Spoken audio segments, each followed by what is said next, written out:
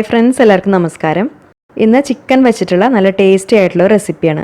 ഒരു സ്റ്റാർട്ടറായിട്ടോ അല്ലെങ്കിൽ പൊറോട്ട, ചപ്പാത്തി അങ്ങനെയുള്ള എല്ലാത്തിൻ്റെയും കൂടെ കഴിക്കാവുന്ന റെസ്റ്റോറൻറ്റ് സ്റ്റൈലിലുള്ള ചിക്കൻ 65ൻ്റെ റെസിപ്പിയാണ്. ഈസി ആയിട്ട് നമുക്കിത് ഉണ്ടാക്കിയെടുക്കാം. അപ്പോൾ അതെങ്ങനെ ചെയ്യാൻ നോക്കാം. അപ്പോൾ ഇതിപ്പോൾ നമ്മൾ 1/2 കിലോ ചിക്കൻ വെച്ചിട്ടുള്ള റെസിപ്പിയാണ് കേട്ടോ കാണിക്കുന്നത്. ചിക്കൻ 65ന് വേണ്ടിയിട്ട് നമുക്ക് ചിക്കൻ്റെ ബോൺലെസ് പീസും എടുക്കാം, അതുപോലെ എല്ലോട് കൂടിയിട്ടുള്ള കഷ്ണം വെച്ചിട്ടും ചെയ്യാം. നമ്മളിപ്പോൾ എല്ലോട് കൂടിയിട്ടുള്ള കഷ്ണങ്ങളാണ് എടുത്തിരിക്കുന്നത്. അത് നന്നായിട്ട് കഴുകിയതിന് ശേഷം ഇതുപോലെ കുറച്ച് ചെറിയ കഷ്ണങ്ങളായിട്ട് കട്ട് ചെയ്തെടുത്തിട്ടുണ്ട്.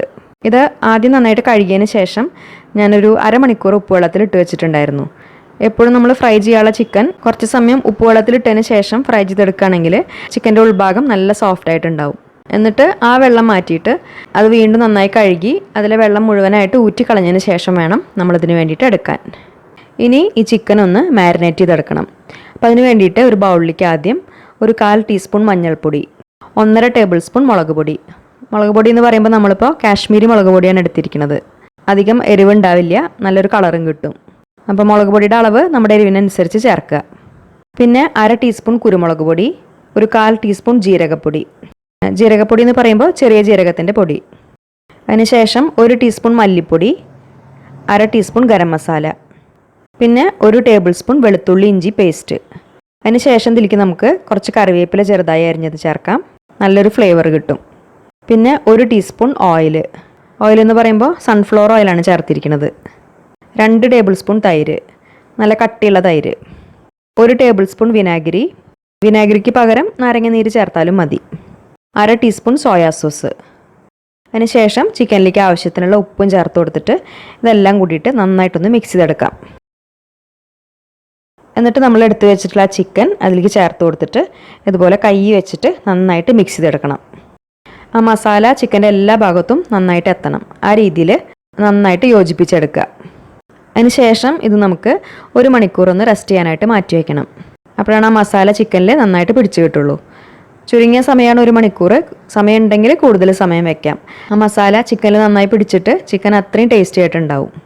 എന്നിട്ട് 1 മണിക്കൂറിന് ശേഷം നമുക്കിതിലേക്ക് കുറച്ച് സാധനങ്ങൾ കൂടി ചേർത്ത് കൊടുക്കണം. ചിക്കൻ ഫ്രൈ ചെയ്യുമ്പോൾ അതിന് നല്ലൊരു കോട്ടിങ്ങും ക്രിസ്പിനെസ്സൊക്കെ കിട്ടാൻ വേണ്ടിയിട്ട്. അപ്പോൾ ആദ്യം ഇതിലേക്ക് 1 മുട്ട ചേർത്ത് കൊടുക്കാം. അത് നന്നായിട്ടൊന്ന് അടിച്ചെടുത്തിട്ട് ചേർക്കാം. മുട്ട ചെറുതാണെങ്കിൽ ഒന്ന് മുഴുവനായിട്ട് തന്നെ ചേർത്ത് കൊടുക്കാം. കുറച്ച് വലിപ്പമുള്ള മുട്ടയാണെങ്കിൽ 1ൻ്റെ പകുതി ചേർത്താൽ മതിയാവും. ഇനി ഇതിൻ്റെ കൂടെ തന്നെ കുറച്ച് പൊടികളും ചേർക്കണം. അപ്പോൾ ഒരു 2 ടേബിൾ സ്പൂൺ അരിപ്പൊടിയും 1 ടേബിൾ സ്പൂൺ കോൺഫ്ലവറും 1 ടേബിൾ സ്പൂൺ മൈദയും ചേർത്ത് കൊടുക്കാം. എന്നിട്ട് എല്ലാം കൂടിയിട്ട് നന്നായിട്ടൊന്ന് മിക്സ് ചെയ്തെടുക്കുക. ആ മുട്ടയും പൊടികളും ചിക്കൻ്റെ എല്ലാ ഭാഗത്തും നന്നായിട്ട് എത്തണം. ആ രീതിയിൽ നന്നായിട്ട് മിക്സ് ചെയ്തെടുക്കുക. അതിന് ശേഷം ഇത് നമുക്ക് ഫ്രൈ ചെയ്തെടുക്കാം. അപ്പോൾ നന്നായിട്ട് ചൂടാക്കി എടുത്തിട്ടുള്ള എണ്ണയിൽ ഇതുപോലെ ഓരോന്നായിട്ട് ഇട്ട് കൊടുത്തിട്ട് മീഡിയം ഫ്ലെയിമിൽ വെച്ചിട്ട് ഫ്രൈ ചെയ്തെടുക്കാം. ഫ്ലെയിം നന്നായിട്ട് ശ്രദ്ധിക്കണം. അതിൻ്റെ പുറം ഭാഗം ആ പൊടികളും മുട്ടയൊക്കെ ആയതുകൊണ്ട് ഫ്ലെയിം കൂടുതലായി കഴിഞ്ഞാൽ പെട്ടെന്ന് കരിഞ്ഞു പോവും. അപ്പോൾ അതുകൊണ്ട് മീഡിയം ഫ്ലെയിമിൽ വെച്ചിട്ട് തന്നെ ഫ്രൈ ചെയ്തെടുക്കുക. ഒരു 2-3 പ്രാവശ്യമൊക്കെ ആയിട്ട് വറുത്തെടുക്കാം. തിരിച്ചും മറിച്ചൊക്കെ ഇട്ട് കൊടുത്തിട്ട് വറുത്തെടുത്താൽ മതി. എന്നിട്ട് ആ ചിക്കൻ നന്നായി വെന്ത് എല്ലാ ഭാഗവും നന്നായിട്ടൊന്ന് മൊരിഞ്ഞു കഴിഞ്ഞാൽ നമുക്കത് എണ്ണയിൽ നിന്ന് എടുക്കാം. എന്നിട്ട് ബാക്കി വരുന്ന ചിക്കനും ഇതുപോലെ തന്നെ ഫ്രൈ ചെയ്തെടുക്കുക. അതിന് ശേഷം നമുക്ക് ഇനി ഇതിന് വേണ്ടിയിട്ടൊരു സോസ് റെഡിയാക്കി എടുക്കണം. അപ്പോൾ ഒരു പാൻ നന്നായിട്ടൊന്ന് ചൂടായി വരുന്ന സമയത്ത് അതിലേക്ക് 1 ടേബിൾ സ്പൂൺ ഓയിൽ ഒഴിച്ചു കൊടുക്കാം. ഓയിലൊന്ന് ചൂടായി വരുന്നതോട് കൂടിയിട്ട് അതിലേക്ക് നമുക്ക് ഒരു നുള്ള് ജീരകം ചേർക്കാം, ചെറിയ ജീരകം. ജീരകപ്പൊടി നമ്മൾ ചിക്കനിൽ ചേർത്തിട്ടുണ്ട്. എന്നാലും ഈ സോസിലും ഇതുപോലെ ഒരു നുള്ളി ചേർക്കുകയാണെങ്കിൽ ആ സോസിനും നല്ലൊരു ഫ്ലേവർ കിട്ടും. എന്നിട്ട് ആ ജീരകം നന്നായിട്ടൊന്ന് മൂത്ത് കഴിഞ്ഞാൽ അതിലേക്ക് 1 ടേബിൾ സ്പൂൺ വെളുത്തുള്ളി ചെറുതായി അരിഞ്ഞതും 1 ടീസ്പൂൺ ഇഞ്ചി ചെറുതായി അരിഞ്ഞതും പിന്നെ കുറച്ച് കറിവേപ്പിലയും ചേർത്തിട്ട് നന്നായിട്ടൊന്ന് വഴറ്റിയെടുക്കാം. എന്നിട്ട് ആ വെളുത്തുള്ളി ഇഞ്ചിയും ഏകദേശം ഇതുപോലെ ഒന്ന് വഴന്ന് വന്നു കഴിഞ്ഞാൽ ഇതിലേക്കൊരു 3 പച്ചമുളക് ഇതുപോലെ നെടുകെ കീറിയിട്ട് ചേർത്ത് കൊടുക്കാം. നന്നായിട്ടൊന്ന് മിക്സ് ചെയ്തെടുക്കാം. അതിന് ശേഷം ഇനി ഇതിലേക്ക് നമുക്ക് ചേർക്കേണ്ടത് 2 തരം സോസാണ്. അപ്പോൾ ആദ്യം 1 ടേബിൾ സ്പൂൺ ചില്ലി സോസ് ചേർക്കാം. പിന്നെ അതിൻ്റെ കൂടെ തന്നെ 1 ടേബിൾ സ്പൂൺ ടൊമാറ്റോ കെച്ചപ്പും ചേർത്ത് കൊടുക്കാം. ടൊമാറ്റോ കെച്ചപ്പോ അല്ലെങ്കിൽ ടൊമാറ്റോ സോസോ ഏതായാലും എടുക്കാം. നന്നായിട്ടൊന്ന് മിക്സ് ചെയ്യാം.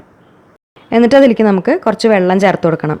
അപ്പോൾ ഒരു 3 ടേബിൾ സ്പൂൺ ചൂടുവെള്ളം ചേർക്കാം. എന്നിട്ട് ആ വെള്ളം നന്നായിട്ടൊന്ന് തിളപ്പിച്ചെടുക്കാം.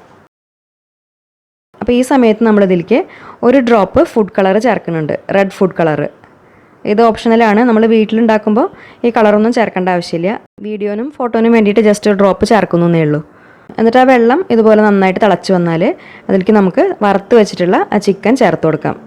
ഈ സമയത്ത് നമ്മൾ ഇതിലേക്കൊരു 1/2 ടീസ്പൂൺ കുരുമുളക് പൊടിയും കൂടി ചേർക്കുന്നുണ്ട്. ഇത് കുറച്ച് സ്പൈസി ആയിട്ട് കഴിക്കുമ്പോഴാണ് കൂടുതൽ ടേസ്റ്റ് ഉണ്ടാവുക. എന്നിട്ട് ഫ്ലെയിം ഒന്ന് കൂട്ടി വെച്ചിട്ട് ഒരു മീഡിയം ടു ഹൈ ഫ്ലെയിമിൽ വെച്ചിട്ട് നന്നായിട്ടൊന്ന് മിക്സ് ചെയ്തെടുക്കാം. ആ സോസ് ചിക്കൻ്റെ എല്ലാ ഭാഗത്തും കോട്ടാവുന്ന രീതിയിൽ നന്നായിട്ട് മിക്സ് ചെയ്തെടുക്കുക.